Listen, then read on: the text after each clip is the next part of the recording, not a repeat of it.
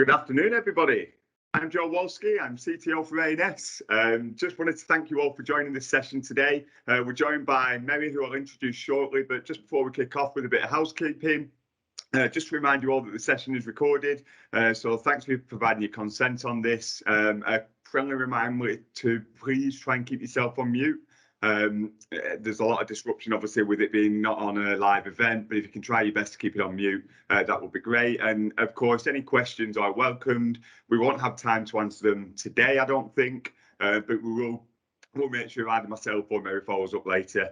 In terms of the session structure, Meri's going to talk a lot about her journey shortly. Again, I'm not going to steal any of her thunder, but then it'll be followed up by myself for a short 10-minute session and wrap up. And then just introduce Meri. So the former CTO of Monzo, amongst other things, was with Monzo for a few years. She's got a great story around some of the challenges, opportunities, and benefits that they got from their digital transformation journey that I thought would be real worth sharing today. So I'm going to hand over to you now, Meri. Can you hear me okay? Yeah, all good. Can you hear me? Yeah, loud and clear. Awesome. Well, thanks very much for having me today, folks. So hi, I'm Meri Williams. I was CTO at Monzo from 2018 to 2020, but for the first couple of years of the company, I was the mentor for the founder CTO, Jonas, who's now taken over as CTO again since I left. So I've had quite a lot of insight into their journey and really enjoyed seeing them grow. One of the real advantages that Monzo had in trying to reinvent banking and to really start and build a mobile first bank was they were starting from a blank sheet of paper. They had the benefit of not having lots of legacy systems and existing infrastructure that they had to make work. But that's, both a challenge and a curse, right? So we had to build up a whole set of infrastructure, platform, a load of, and one thing that we really invested very heavily in was developer experience. So making it so that product teams could go from an idea to first implementation of that idea in a matter of days, at most weeks, never months, was one of the really big investments and I suppose innovations that we had. So we had a fully staffed platform team, a security team, and a developer experience team, all focused on making sure that product teams could build features that mattered to customers and not have to worry about security, about safety, about data protection, and about scaling as well. Those were all looked after by the platform teams below them. And it meant that it was unusually low cost to try different things. And I thought I'd talk through a couple of different examples where this really gave us some speed and some ability to innovate that made us really stand out from the crowd. The first of those was the gambling block, which you may have read about or heard about. And that started out as an idea from our vulnerable customer team. So Monzo is a team that was focused on folks like refugees, anybody who doesn't have access to the traditional banking system, and people who might have trouble with money, whether that's due to a gambling addiction or another type of addiction, due to a disability of some description. And so there's a mechanism within Monzo to explain your personal circumstances, what you might need help with, and we found that we had a number of customers who were struggling with gambling. And the vulnerable customer team essentially grabbed a couple of engineers that they thought were interested in the problem, and went from an idea of, hey, could we do something to help these vulnerable customers who are struggling with online gambling, to having the ability to turn on a gambling block with one press of the thumb, really, within just a matter of weeks. What was also very interesting then, though, was that there was a lot of design and a lot of research going into making it easy to turn on, but a little more difficult to turn off. So if you want to turn the gambling block off, it's not a terribly involved process, but you do have to get in touch with a human. You have to ask for it to be removed, and you have to have a 24-hour cooling off period. Because what that team found when they researched addiction and how to help people recover from it was that if you can help people's willpower have time to kick back in, so you make them wait a minute, same as, if you're an alcoholic, you remove all the booze from the house, that extra step of having to go to the shop to buy more might help you not drink again. The extra step of waiting 24 hours really helped customers to not go back again. And as I say, the fact that we'd invested so much in our underlying platform and way of everything working, that went from an idea to an implementation in a matter of days in the beginning, and then was refined over time as we learned more about how it wasn't working for folks. The other example that I think is quite interesting to discuss as a scaling example. So Monzo famously crashed the crowdfunding site both times that it had tried to do crowdfunding. Raised over a million in under 30 seconds, I think, the first time, and had a fully utilized round the next time, but essentially was so popular as a crowdfunding campaign that it kept crashing the website of the crowdfunding service that we were using. And so when we came to do a really serious crowdfunding round at the same time as one of our investment rounds, we decided to do it through the app itself. Now that led to some really interesting challenges, because you don't want to bring down the services and the systems of the bank that you're trying to help people invest in on that morning. But it was a real risk for us that we were going to have many more people try to log on at exactly the same time, which is quite unusual to happen for an app like Monzo. And so we needed to essentially plan out and figure out what that type of traffic was going to look like and how to simulate it. And one of the real advantages, again, that we had of this cloud platform was we could spin up additional servers and additional services pretty instantaneously. I say instantaneously, but I mean within a matter of minutes. And we invested a huge amount in observability, so knowing exactly what was happening in this huge microservices architecture that had been built in the first couple of years of the bank, being able to see what was happening, see what might go wrong, and then be able to deal with it very rapidly. But also that ability to scale up just the parts of the systems that dealt with the part of the journey that was going to be hardest hit at that moment. So login systems, the crowdfunding itself, and then making sure that the usual transactional processes that people wanted to be able to access were still there. And so those are two examples, I suppose, of the real beauty of the way of working that's enabled when you have cloud-first infrastructure, when you have the ability to transform your business and really start from the blankest page possible and redesign it from scratch. Obviously, Monzo, our reality was that we did have the Prudential Risk Authority, the Financial Conduct Authority. There's a lot of rules and regulations you have to meet, and you have to run the bank in a way that's acceptable to the regulators. But we were essentially redesigning how banking was going to work in every single feature that we developed. You've seen that more recently with Monzo Flex as well. Someone's Ashley, could you mute yourself? Thank you. There we go.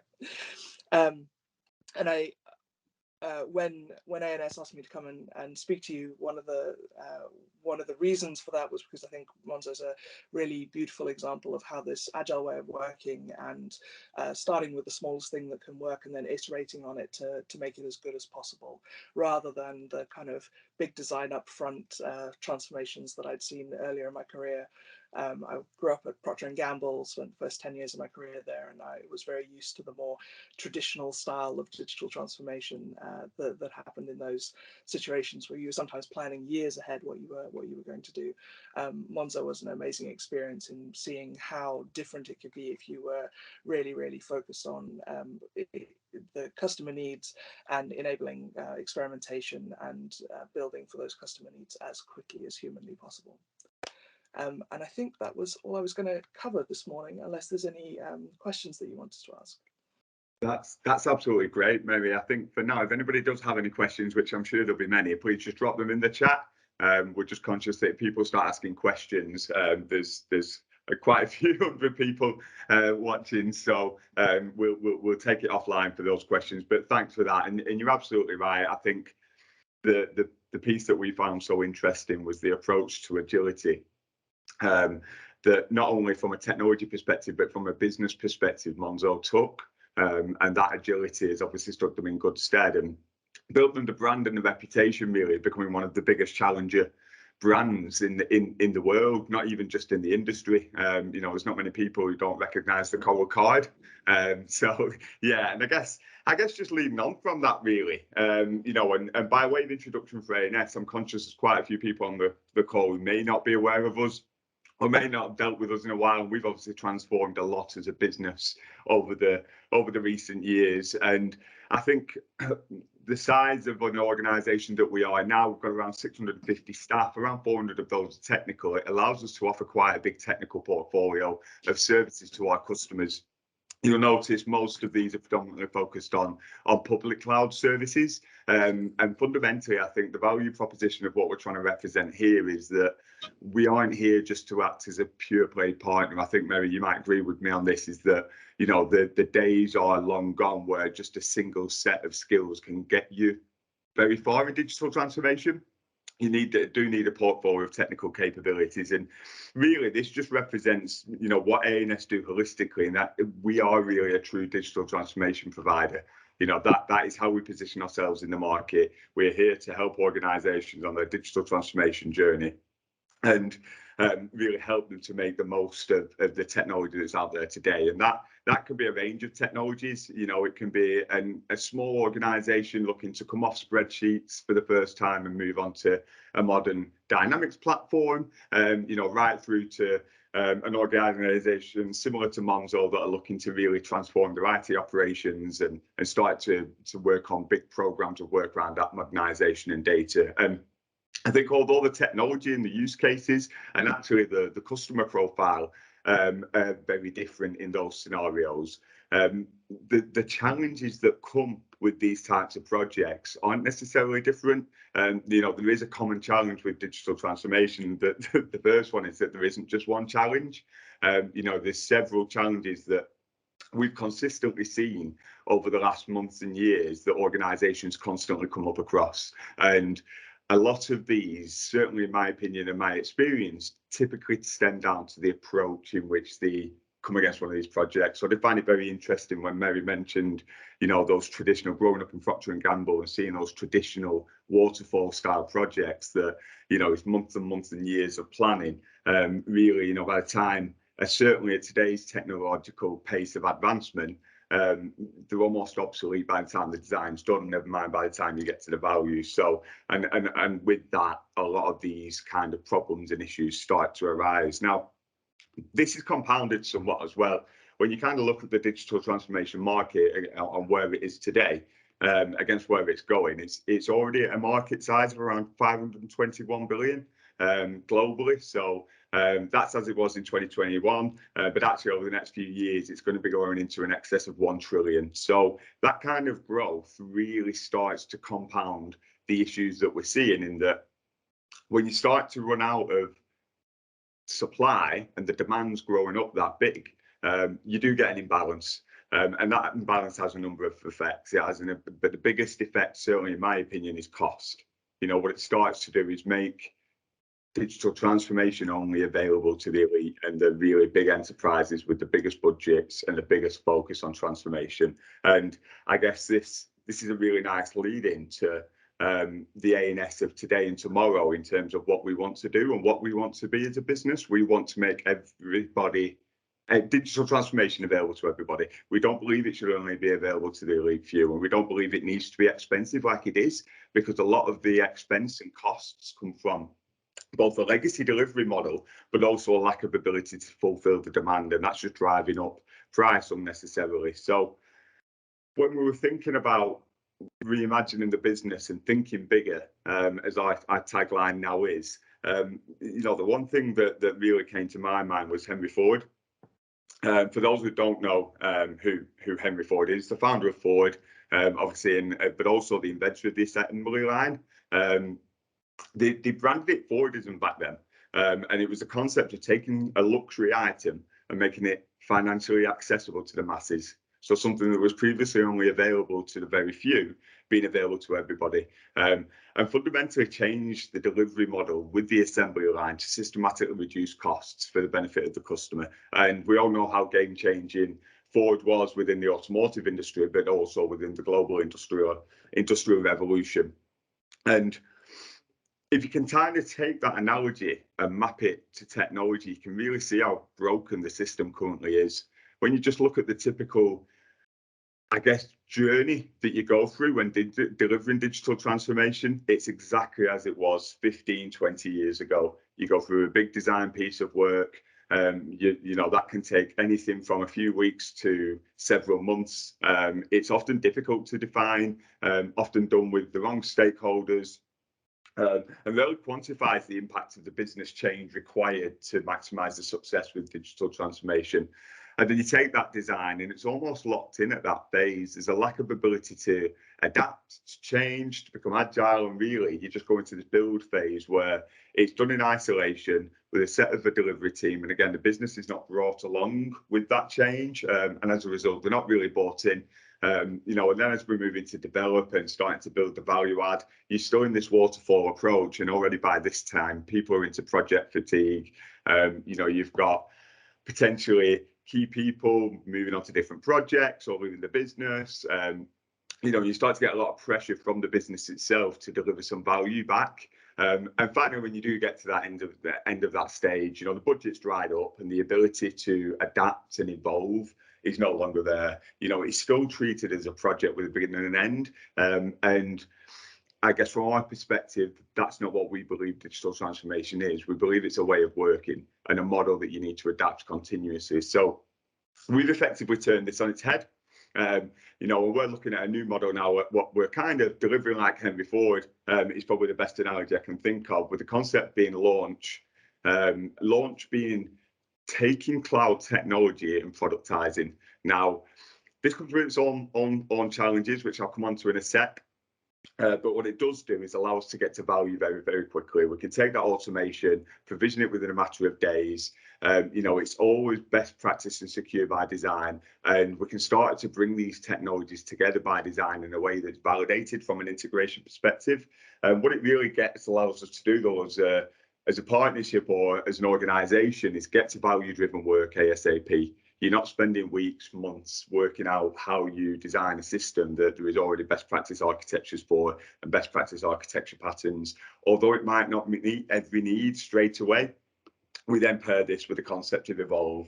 So no longer making ongoing management a BAU thing and making it a continuous innovation and a true agile way of delivering value back to the business, and taking something that was standardized and maybe only meant 80% of the needs immediately and bringing it along the journey with the business. And that allows the wider business engagement to become involved and really allows us to start delivering value as quickly as possible to keep that cultural buy-in, which again, in my personal experience, is probably one of the most fundamental things you need to get right to be successful with a transformation of this nature. So that's the model. And I guess just to bring that to life a little bit, I'm just going to show a little video of one of our products that we've recently launched.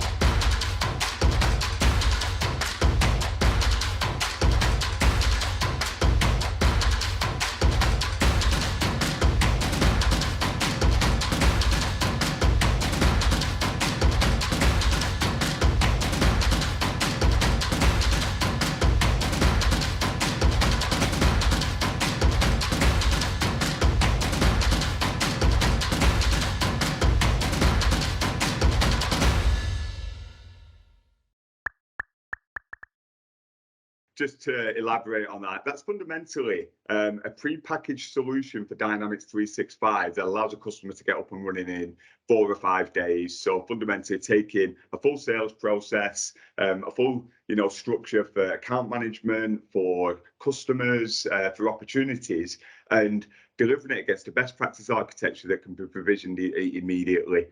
We can then focus on enabling the business. And enabling the business in a way that allows them to make a real decision, an educated decision on how that platform needs to look longer term. And like I said, pairing that with Evolve allows us to, as part of the service, continuously evolve that configuration to bring it in line with the business long-term requirements. And there was a simple example there, but we're looking to do that across the whole technology portfolio that I mentioned earlier, both for enterprise grade services as well as smaller SMB organizations, and really make this technology. You can see there, £425 a month against something that traditionally in the market would cost £15,000-20,000 worth of consultancy to get up and going, and that's before you've really started to understand how to use the technology. For us, this model is really game changing, and it's what we're backing. So if you'd like to find out more, please visit our website, and feel free to, like I said, leave any questions on the chat, or reach out to myself and Meri directly. But yeah, thank you for joining, everybody. I hope you found this valuable, and I look forward to seeing you again soon. I'm happy to stay and do the Q&A live if you'd like to. Yeah, if anybody's got any questions, if you want to raise a hand. There's some in the chat as well. I don't know if you want to read them out, Joe, and I'll answer them. Yeah, absolutely. Okay. Yeah, thanks, Meri. Do you have any tips or pitfalls to avoid for companies looking to get various accreditations around things like Cyber Essentials and ISO 27001? So the approach we took at Monzo, which I think worked very well, was to every time we had to get an accreditation or to complete information for the regulators or similar, was to take a session with the folks who knew the most about that area and really do a kind of 3 steps back. What's the why of this regulation or of this certification? And so rather than us going around the business like with a big checklist, just very obviously ticking boxes to make sure that things were a certain way, we took that step back, tried to understand the underlying reasons for the regulation or for the certification, and then tried to craft a story with folks about why that mattered most to our customers. And that's the nice thing. And not many banking CTOs are like, oh, here's the nice thing about the regulators. But the nice thing about the regulators is that that's what they fundamentally care about, is customers and people being treated fairly. And so if you're a bank that cares a lot about your customers and wants to treat them fairly, almost everything you're actually aligned in your objectives. It's just how that is playing out in the detail that isn't so much. And so we tended to, as I say, take a step back and understand the why of it, try and work out how to build in any of the compliance that we had to do as automated as possible. So making it so it was automatically secure and compliant, and then also automating any reporting that we had to do. So making it really as low effort for the team as possible to maintain and show that ongoing compliance and certification. I hope that helps. Amazing. I think it actually leads quite nicely into another question. So for a net new tech stack, how was technical debt managed? So we did not escape technical debt. I don't think anybody does. But one of the things that I found on joining Monzo that I really loved already was that people talked about technical debt the same way that they talked about real debt, financial debt. And so we'd have conversations where we'd say, it's fine to put some, it's fine to incur some technical debt to go faster or to try something out that we're not sure is going to live for the long run. But if we've accidentally put a mortgage on a credit card, we've got to deal with that really rapidly. And so we would talk about it in those terms of like, how expensive is this technical debt? How much are we having to pay every month or every time we have to develop in this area because there is this debt there? And at what point does it become important for us to address it rather than to just live with it? And so there was architecturally a running list kept by the VP of Architecture, myself, and the most senior engineers of things that we were keeping an eye on that we were a little bit worried might not be long-term viable. And then on occasion there were things, for a specific example, there were 2 ways of doing something.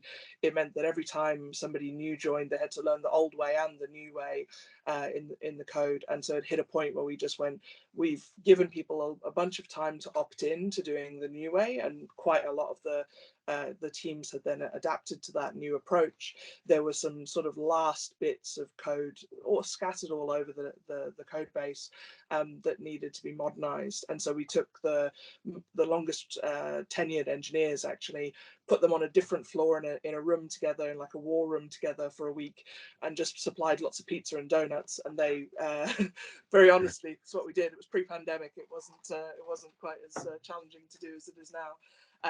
And they literally called it a refactorathon, and deleted and replaced all of that that specific tech that had been slowing a number of the teams down.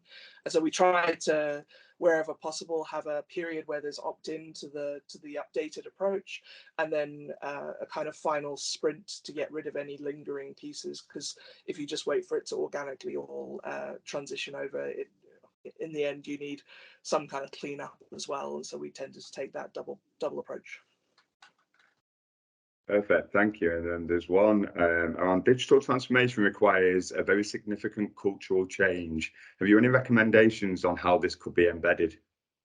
So we did a lot at Monzo during onboarding to really emphasize our values, which included, making banking very modern for people, making money work for everyone was the underlying mission for Monzo. And so we did a lot in onboarding. And to be clear, we were hiring people who'd never worked in banking before, but we were also hiring people who'd had an entire career in banking. So there were folks joining from HSBC and Lloyd's and Barclays in particular. A number of people joined from Barclays, and we would really try to emphasize that we were designing from the customer backwards and from our internal users backwards, and tried to teach people in that first week of onboarding all about Agile and how we would work, and that it wasn't going to be, a huge 3-year plan for their department to get what they wanted, but instead something that they could, choose week by week and month by month what was the highest priority, and work on it. And part of how we achieved that was we embedded engineers and designers in every part of the business. So the CFO had an engineering team, the COO had an engineering team, and actually there's at least 3 startups that have spun out from Monzo, where people who were employees realized that there was a product that they could build that would help with, customer service or with incident management. Incident IO came out of Monzo, and there's a financial crime startup that spun out of Monzo as well. So there were all of these areas where actually that digital first approach hadn't been taken in many areas at all, and they discovered wholly new ways of doing things. Perfect. And there's 2 that are very similar here, around technology underpinning the estate. How much of it was Microsoft, and just generally what kind of technology underpinned Monzo for scalability? Yeah, so Monzo is primarily open source software, so it sits on AWS. There is some infrastructure for the payment, like for backs and similar, that has to be physical infrastructure in a particular area, but we tend to use those just as a gateway to our platform, which runs on AWS. We used things like Kubernetes, Golang, and to be clear, sorry, I'm talking about the transactional systems. For the data systems, we actually piped everything into Google Cloud Platform, piped everything into BigQuery, and then popped Lookup on top.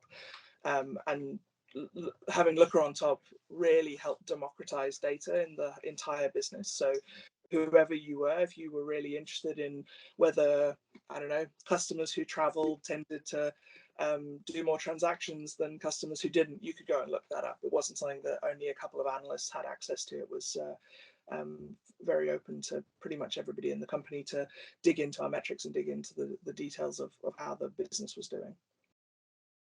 Perfect. And then, this will be an interesting one. How did you manage the rapid growth and expansion in the engineering department?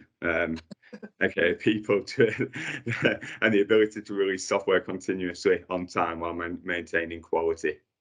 Yeah, so I'll be honest, that rapid growth was why I was hired. So I've done a load of different scaling CTO gigs. So I was part of the team that built gov.uk.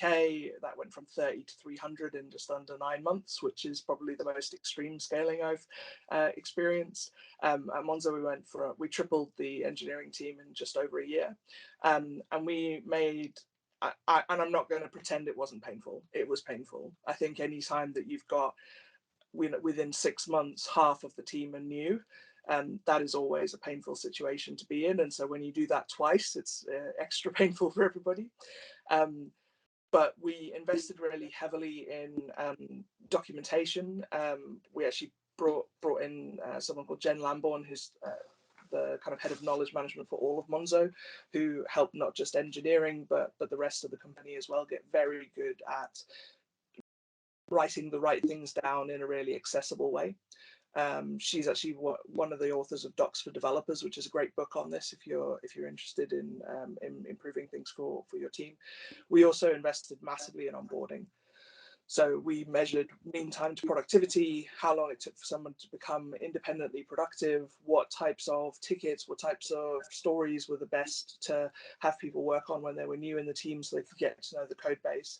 And then we also did a lot in what we nicked from Spotify, the kind of guilds, the special interest groups. We nicked that kind of approach, and so whatever people were interested in, they could meet up with other people, whether that was accessibility, back-end systems, front-end prototyping, whatever else that they were interested in. We had these groups that people could join and be a part of, and that acted as a kind of belt and braces style of onboarding. So you'd be onboarded by your team, but you'd also join these groups that were interested in, say, testing or, as I say, back-end systems or whatnot. And then you'd get a lot of information and context and help from those folks as well. Great stuff, and I think this might be one of the last ones. So using such an agile, non-deliverable based methodology to develop new interesting functionality, how did you predict budgets or raise the right amount of capital? So one of the things I found very shocking, and if I'm honest, like personally quite destabilizing, was I never had a budget. We were at a stage as a company where they were broadly planning based on how quickly we thought we could hire rather than on anything else, and that was the framing of it.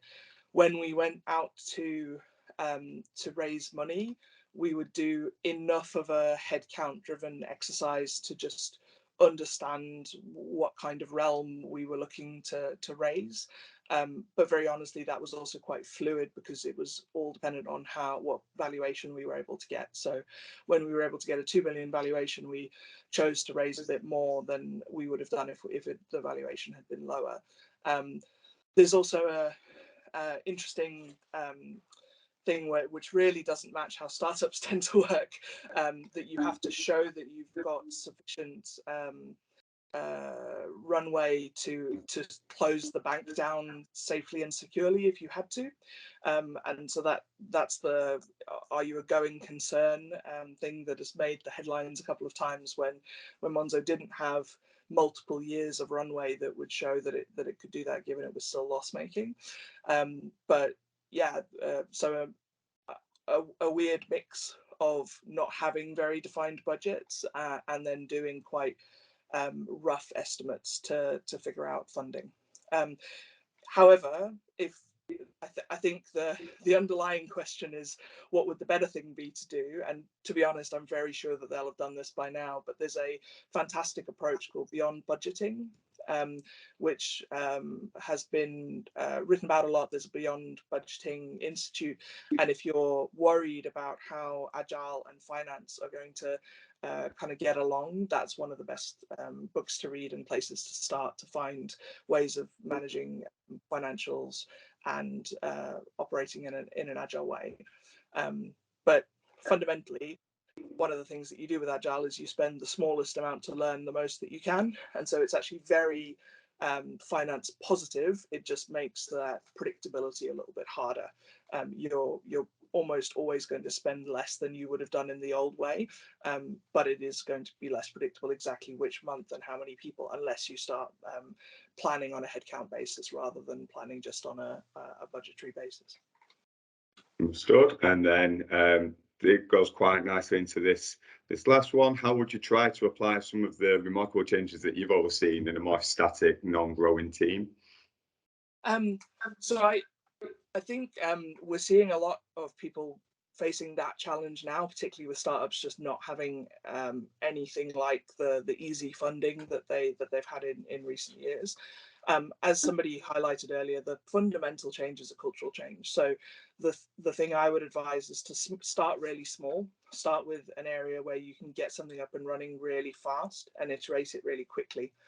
And this is what we did when, Monzo is really easy to look at and be like, well, we can't do that. We're not starting with a blank sheet of paper and building a bank. It's very, it's very hard to imagine doing that. But I was also in government, and the government digital service did this as starting small, picking one service and trying to make it better.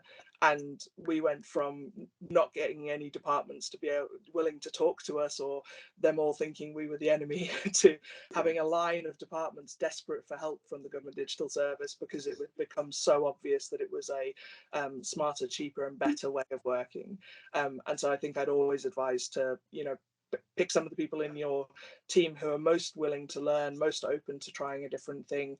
Start small, create some space in which small failure is okay. Failure is part of learning. And then really invest in having that little pocket able to show that new culture, that new way of working. And I did that at M&S back when M&S Digital really grew in 2016, 17, and a number of other places. And usually showing rather than telling is the main thing that really works. Great stuff. I think that's it in terms of questions. Second. There's some questions around recording and slides. Yeah, if you just want to email marketing at ans.co.uk, they'll be able to send those rather than just spam everybody.